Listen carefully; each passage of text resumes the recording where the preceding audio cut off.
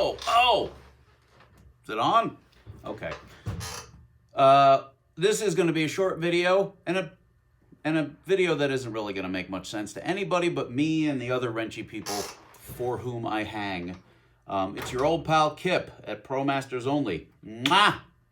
Had a weird one this week, and thought I'd share it just to sort of document it, but it is illustrative of the problems of running a shop and owning a shop, and I don't know what I was getting into. Seemed like a good idea at the time. Anyway, we had this van in here, and it had a underheating problem. It would get to about 185 at the most, and of course it didn't have any dash heat.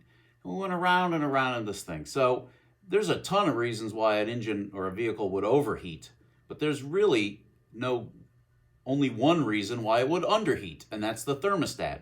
If the thermostat was saying stuck open, the thing would flow too much water and it would too much cooling. Pretty straightforward.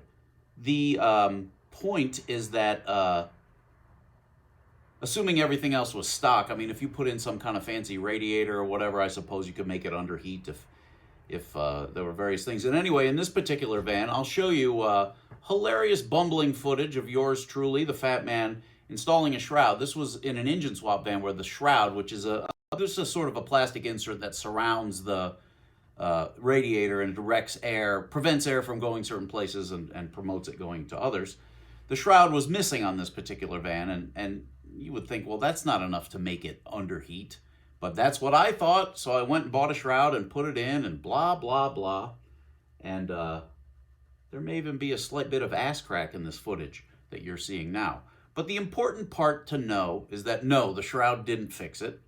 And round and around and around, what makes a thing? And I'm looking at fuel trims because, you know, if you underfuel an engine, if you run it lean, it's going to run hot. Or if you run the spark too advanced, it'll run hot, and some other things. So maybe the converse of that is true. If you run it too rich, maybe it'll run too cool. And if the spark is too retarded, it'll run cool, whatever.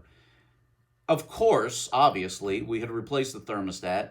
And then I replaced it again because I'm like, that doesn't seem right. And then some of this story, the exciting part of this story, is that I just got suspicious.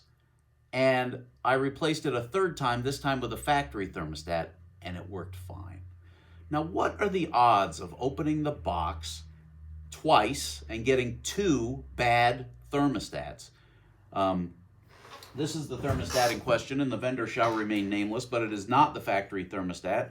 And what I'm going to do is take this out and boil it and see if it opens or if it doesn't open or what it's doing. The thermostat does have a little bypass, a little bypass doohickey here, a little valve that allows it to bypass a little bit when it's closed. I don't know why. I assume the idea is that you would never want no flow, because then if it's overheating, if the thermostat is stuck closed, maybe that'll give you enough flow to kind of put around. I don't know. But this whole housing is definitely aftermarket. It works the same, but it looks different. And by the way, this thermostat is common to every front-wheel drive Chrysler, so I could tell. Your Journeys, your minivans, your 200s, even back as far as the Asp, would that be accurate? No. All the Penastars in a front-wheel drive application have this because the output goes in one direction, and on the rear-wheel drive, it's actually reversed. It goes this way. Whatever. Anyway, that's the fun of owning a shop, figuring that out, that it was two fresh, bad, brand new thermostats in their housings, out of the box, bad. And we learned it. Promasters Only, come on down or call me or email. Don't call me. This is the only phone, and I can't sit here all day. Email me. promastersonly@gmail.com, and we'll talk soon. Hey, I'm glad we spent this time together.